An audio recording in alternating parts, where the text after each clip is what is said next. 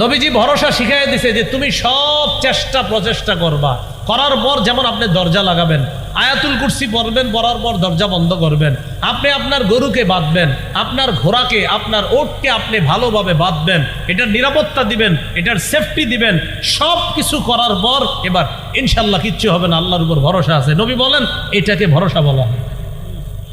এটাকে কি বলা হয়? ভরসা। মনে করেন ড্রাইভার সাহেব ঘুমায়া চোখ বন্ধ করে গাড়ি চালাইতেছে, আল্লাহ ভরসা কিচ্ছু হবো না, এটাকে ভরসা বলেন। ভরসা বলা হয় আপনি সব কিছু, আপনার চোখে ঘুম নাই, মাশাল্লাহ শরীর ফুরফুরা, আপনি পুরো প্রস্তুতি ড্রাইভিং করার জন্য, এখন আপনি ড্রাইভিং করতেছেন, হ্যাঁ ইনশাল্লাহ কিচ্ছু হবে না, কারণ আমি পূর্ণ প্রস্তুতি নিয়ে ড্রাইভিং করতেছি, আশাবাদী ইনশাল্লাহ সমস্যা হবে না। এটার নাম তাওয়াক্কুল, এটার নাম ভরসা। অনেকে ইনকাম না করে, চাকরি বাকরি না করে ঘরে বসে থাকে, আর কয় কোনো সমস্যা নেই। তা আপনি কিছু করতেছেন না, আপনার আব্বা বিচার দিল আপনার নামে, সময় আল্লাহ ভরসা। তো আল্লাহ ভরসা তো ঠিক আছে, আপনি চেষ্টা করছেন নি? আল্লাহ আমাদের সকলকে তাওয়াক্কুলটা আমরা যেন বুঝে শুনে, তাওয়াক্কুলের বিষয়টা আমরা যেন বুঝে শুনে আমল করতে পারি, আল্লাহ তৌফিক দান করে। বলেন তো পদ্ধতি হিসাবে ইবাদত কয় প্রকার? 5। 1 নাম্বার আত্মিক ইবাদত, 2 নাম্বার মৌখিক ইবাদত। ইবাদত মৌখিক ইবাদতের মধ্যে শ্রেষ্ঠ ইবাদত কালিমাতুত তাওহীদ। পড়ি আমার সাথে, লা ইলাহা ইল্লাল্লাহ, এটা শ্রেষ্ঠ ইবাদত। বলেন তো, লা ইলাহা ইল্লাল্লাহ, এই কালিমাতুত তাওহীদ, এটা একদম মনে প্রাণে বিশ্বাস করে মুখে আপনি উচ্চারণ করা। সহিহ বুখারীর 25 নম্বর হাদিস।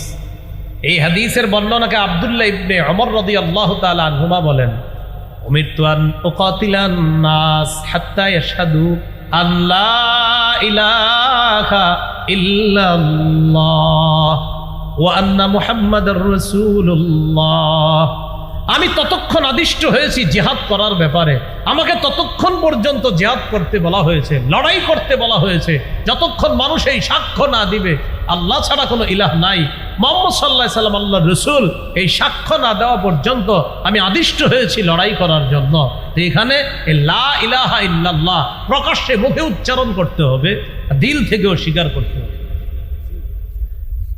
মুখের ইবাদতের মধ্যে একটা এটা জানলাম, সহিহ বুখারী 26 নম্বর হাদিসে আছে, সুইলা রাসূলুল্লাহ সাল্লাল্লাহু আলাইহি ওয়াসাল্লাম আইয়ুল আমালি আফযল।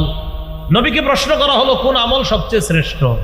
নবীজি বললেন ঈমানুন বিল্লাহ, আল্লাহর প্রতি বিশ্বাস স্থাপন করা শ্রেষ্ঠ ইবাদত। সুবহানাল্লাহ।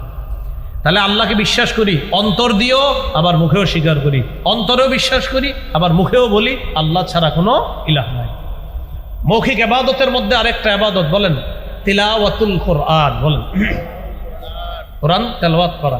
সূরা কাহফের 27 নম্বর আয়াতে আল্লাহ বলেন ওয়াতলু মা উহিয়া ইলাইকা